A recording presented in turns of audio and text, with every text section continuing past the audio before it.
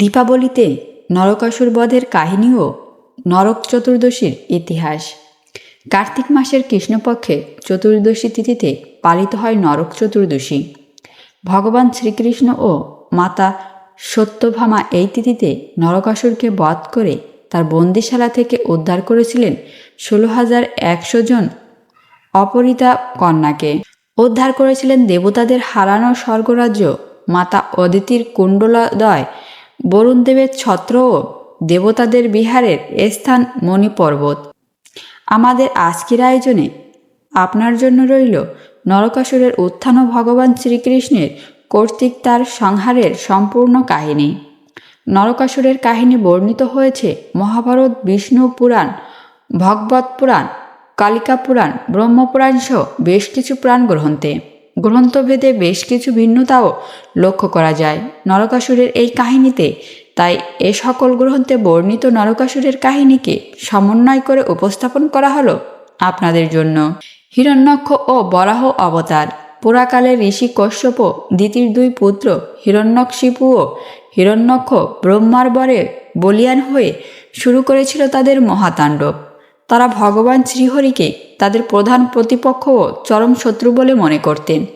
তো ভগবান বিষ্ণুকে বধ করার জন্য একদা হিরণ্যকশিপুর পরামর্শে ভূদেবী তথা পৃথিবী মাতাকে হরণ করে সমুদ্রের গভীরে লুকিয়ে রেখেছিলেন হিরণ্যক্ষ।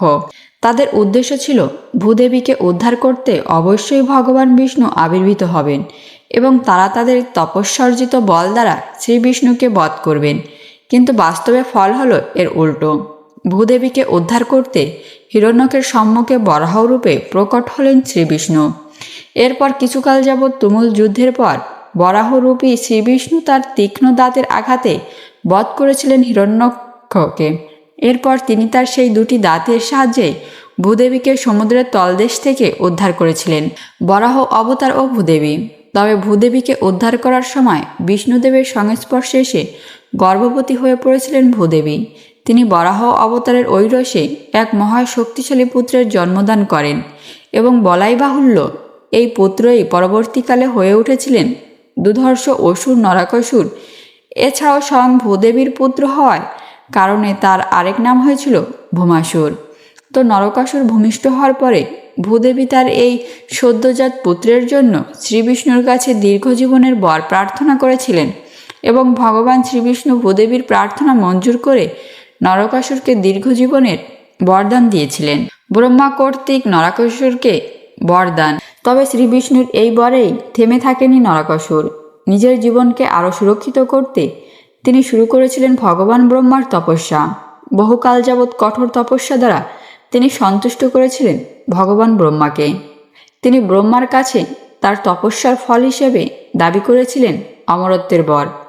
তবে ব্রহ্মা তাকে সরাসরি অমরত্বের বর দান করে এই বর দিয়েছিলেন যে একমাত্র তার মাতা ভূদেবীর ইচ্ছা ব্যতীত তার মৃত্যু হবে না। নরকাসুরের কাছে এই বরই ছিল অমরত্বের বরের সমতুল্য, কারণ কোনো মা তার সন্তানের মৃত্যু কখনোই চাইবেন না। সুতরাং এবার তার স্বরূপে ফিরলেন নরকাসুর। তিনি বানাসুরের কুসঙ্গে পড়ে হয়ে উঠলেন অতিমাত্রায় অত্যাচারী ও নারকীয় ধ্বংসযজ্ঞের রচয়িতা। দানব রাজা ঘটাকাসুরকে সিংহাচ্যুত করে তিনি স্থাপন করেন তার নিজের রাজ্য প্রাগজ্যোতিষপুর। বিবাহ করেছিলেন বিদর্ভের রাজকুমারী মায়াকে এবং মিত্রতা স্থাপন করেছিলেন শ্রীকৃষ্ণের মামা কংসের সাথে। নরকাসুরের তাণ্ডব। যাই হোক, এভাবে দিনের পর দিন অত্যাচারের মাত্রা বাড়তে থাকলো নরকাসুরের। তিনি একে একে বশিষ্ঠ মুনিকে তার আশ্রম থেকে বিতাড়িত করেন। মাতা কামাখ্যাকে বিবাহ করার অভিপ্রায় ব্যক্ত করেন। দেব, মানব ও গন্ধর্বকুলের 16,100 জন কুমারী কন্যাকে বলপূর্বক হরণ করেন। বরুণ দেবের ছত্র হরণ করেন। দেবমাতা অদিতির কুণ্ডলদয় অর্থাৎ কানের দুলজোড়া চুরি করেন। দেবতাদের বিহার করার স্থান মণিপর্বতকে নিজের অধিকার করে নেন এবং সবশেষে স্বর্গলোক আক্রমণ করে দেবরাজ ইন্দ্রকে পরাজিত করেন এবং স্বর্গরাজ্য অধিকার করে নেন ইন্দ্রদেব ও শ্রীকৃষ্ণ। ফলে পরাজিত বিপর্যস্ত দেবরাজ ইন্দ্র এবার শরণাপন্ন হলেন ভগবান শ্রীকৃষ্ণের। তিনি নরকাসুরের দুর্নীতির কথা সবিস্তারে বর্ণনা করলেন বাসুদেব শ্রীকৃষ্ণকে। দেবরাজ ইন্দ্রের আর্জি শুনে শ্রী ভগবান বুঝতে পারলেন নরকাসুরকে পরাজিত করতে তার স্ত্রী সত্যভামার সাহায্য তার অবশ্যই প্রয়োজন হবে, কেননা প্রথমত মাতা সত্যভামা ছিলেন ভূদেবীর অবতার এবং দ্বিতীয়ত সত্যভামার অনিচ্ছায় নরকাসুরকে বধ করা সম্ভব নয়। সুতরাং নরকাসুরের সাথে যুদ্ধে যাওয়ার সময় অবশ্যই সত্যভামাকে সঙ্গে নিতে হবে। কিন্তু কিভাবে? সত্যভামা ও শ্রীকৃষ্ণ। একদিন দেবর্ষি নারদ দেবরাজ ইন্দ্রের নন্দনকানন থেকে একটি পারিজাত পুষ্প এনে উপহার দিয়েছিলেন শ্রীকৃষ্ণ পত্নী মাতা রুক্মিণীকে। এই ঘটনা দেখে মাতা সত্যভামা মান করে শ্রীকৃষ্ণের কাছে একটি পারিজাত পুষ্প দাবি করেছিলেন। উত্তরে শ্রীকৃষ্ণ বলেছিলেন, বেশ তো প্রিয়ে, আমি তোমার জন্য একটি গোটা পারিজাত পুষ্পের বৃক্ষ নিয়ে আসব। ভগবান শ্রীকৃষ্ণ বুঝলেন এটাই তার সুযোগ। তিনি পারিজাত পুষ্পের বৃক্ষ আনতে যাওয়ার অজুহাতে সত্যভামাকে আহ্বান করলেন। এরপর গরুড়ের পিঠে আরোহণ করে নরকাসুরের রাজ্যে যাত্রা শুরু করলেন তারা। নরকাসুরের রাজ্যে মুরাসুরের সাথে যুদ্ধ। নরকাসুরের রাজ্যে প্রবেশ করার সময় একে একে বিশালাকার দুর্গ ধ্বংস করা শুরু করলেন ভগবান শ্রীকৃষ্ণ। তিনি সেই রাজ্যের গিরিদুর্গগুলো গদা দ্বারা, শস্ত্র দুর্গগুলো বাণ দ্বারা এবং অগ্নিদুর্গ, বায়ুদুর্গ ও জলদুর্গগুলো চক্র দ্বারা ধূলিসাৎ করে উপস্থিত হলেন নরকাসুরের প্রাসাদের সম্মুখে। যুদ্ধদেহী ভগবান শ্রীকৃষ্ণকে দেখে সর্বপ্রথমে এগিয়ে এলেন নরকাসুরের সেনাপতি মোর। বিশাল দেহী দৈত্য মোরের ছিল 5টি মস্তক এবং বিপুল পরিমাণ বাহুবল।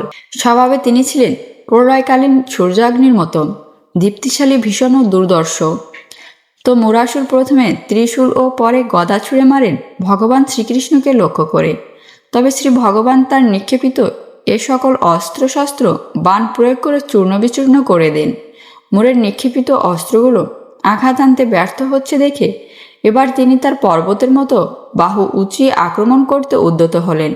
তবে ভগবান শ্রীকৃষ্ণকে আক্রমণ করার আগেই তিনি তার সুদর্শন চক্র দ্বারা তার পঞ্চমস্তক ছেদ করে দিন এবং এই মূল রাক্ষসকে বধ করার কারণে ভগবান শ্রীকৃষ্ণের আরেক নাম হয়েছিল মুরারি।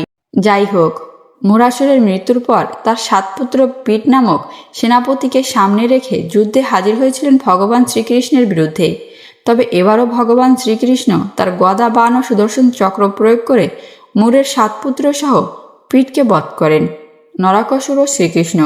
প্রবল শক্তিশালী অসুরগণ সেনাপতির মৃত্যুর পর অগণিত মদস্রাবী হস্তির পালে আরোহণ করে এবং অসংখ্য বীর অসুরদেরকে সঙ্গী করে শ্রীকৃষ্ণের সামনাসামনি হলেন নরক।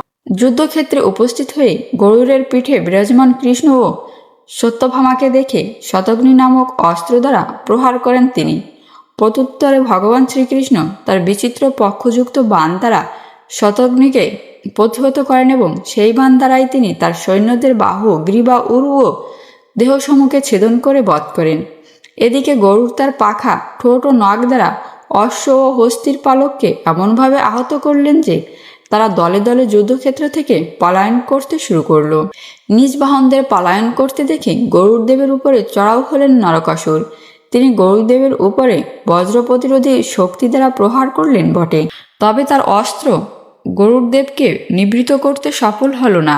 অগত্যা তিনি শূল হাতে ভগবান শ্রীকৃষ্ণকে আক্রমণ করতে উদ্যত হলেন। নরকাসুরকে শূল হাতে শ্রীকৃষ্ণের দিকে ধেয়ে আসতে দেখে চিন্তিত হলেন মাতা সত্যভামা। তিনি ভগবান শ্রীকৃষ্ণকে উদ্দেশ্য করে বললেন, অতি সত্বর এই দুষ্টুকে বধ করো। সত্যভামার এই নির্দেশের অপেক্ষায় ছিলেন ভগবান শ্রীকৃষ্ণ। তাই সত্যভামার আজ্ঞামাত্রই বিন্দুমাত্র কালবিলম্ব না করে শ্রীকৃষ্ণ তার সুদর্শন চক্র দ্বারা শিরচ্ছেদ করে দেন নরকাসুরের। তবে কোনো কোনো গ্রন্থের বর্ণনা মতে নরকাসুরের সাথে যুদ্ধকালে নরকাসুরের অস্ত্রের আঘাতে মূর্ছিত হয়ে পড়েছিলেন ভগবান শ্রীকৃষ্ণ। আবার কোনো কোনো মতে যুদ্ধক্ষেত্রে ভগবান শ্রীকৃষ্ণ মূর্ছিত হওয়ার ভান করেছিলেন, যাতে মাতা সত্যভামা নরকাসুরকে বধ করার জন্য হাতে অস্ত্র তুলে নেন। যাই হোক, ভগবান শ্রীকৃষ্ণ মূর্ছা গেলে মাতা সত্যভামা তীরধনুক দিয়ে যুদ্ধ শুরু করেন নরকাসুরের বিরুদ্ধে এবং এক পর্যায়ে ভগবান শ্রীকৃষ্ণ জ্ঞান ফিরে পেয়ে তার সুদর্শন চক্র দ্বারা বধ করেন মহা অত্যাচারী অসুর নরকাসুরকে। নরকাসুর বধের পরে, নরকাসুরের মৃত্যুর পর ভগবান শ্রীকৃষ্ণ তার দুর্গ থেকে দেবমাতা অদিতির কুণ্ডল জোড়া উদ্ধার করে মাতা অদিতিকে ফেরত দেন। বরুণদেবের ছত্র উদ্ধার করে পুনরায় বরুণদেবকে অর্পণ করেন। দেববিহার স্থলী মণিপর্বত পুনরায় দেবতাদেরকে দিয়ে দেন। বিভিন্ন স্থান থেকে নরকাসুর কর্তৃক অপহৃত 16,100 কন্যাকে মুক্ত করে দ্বারকায় প্রেরণ করেন। নরকাসুরের পুত্র ভগদত্তকে প্রাগজ্যোতিষপুরের রাজা নিযুক্ত করেন এবং দেবরাজ ইন্দ্রনন্দন কানন থেকে পরাজিতার বৃক্ষ উৎপাটন করে দ্বারকায় ফিরে আসেন। সেই পরাজিতের বৃক্ষ পরবর্তীতে শোভা পেয়েছিল মাতা সত্যভামার গৃহ কাননে। শ্রীকৃষ্ণের 16,100 পত্নী, কিন্তু সমস্যা হচ্ছে নরকাসুরের দুর্গে বন্দিনী 16,100 জন কন্যার জীবন হয়ে পড়েছিল স্থবির। তাদেরকে নরকাসুর স্পর্শ করেছে, এই কলঙ্কে তারা ছিল। তাই এই কন্যাগণ ভগবান শ্রীকৃষ্ণকে পতিরূপে প্রার্থনা করেছিলেন, আর ভগবান শ্রীকৃষ্ণ তাদের দুর্দশা অনুধাবন করে 16,100 আলাদা আলাদা মূর্তি ধারণ করে তাদেরকে বিবাহ করেন। দীপাবলির ইতিহাস। আর নরকাসুরকে বধ করে দ্বারকায় ফিরে আসার পর দ্বারকার প্রজারা খুশিতে সারা রাজ্যে জেলে দিয়েছিলেন আলোক শিখা। সেই আলোক প্রজ্বলনের অনুষ্ঠান আজকের দীপাবলি উৎসবের এক অন্যতম প্রধান কারণ। আবার দক্ষিণ ভারতের মান্যতা অনুসারে মৃত্যুর আগে নরকাসুর ক্ষমা প্রার্থনা করে তার মৃত্যু উপলক্ষে আলোর উৎসব উদযাপন করতে অনুরোধ করেছিলেন ভগবান শ্রীকৃষ্ণ ও মাতা সত্যভামাকে। সেই কারণেই নরক চতুর্দশীতে দীপাবলির আলোয় আলোকিত হয় দক্ষিণ ভারত। যাই হোক, এই ছিল নরকাসুরের কাহিনী, যিনি এতটাই দুর্ভাগা ছিলেন যে স্বয়ং তার পিতামাতার হাতেই বধিত হতে হয়েছিল তাকে। ভিডিওটি কেমন লেগেছে অবশ্যই কমেন্ট করে জানাবেন।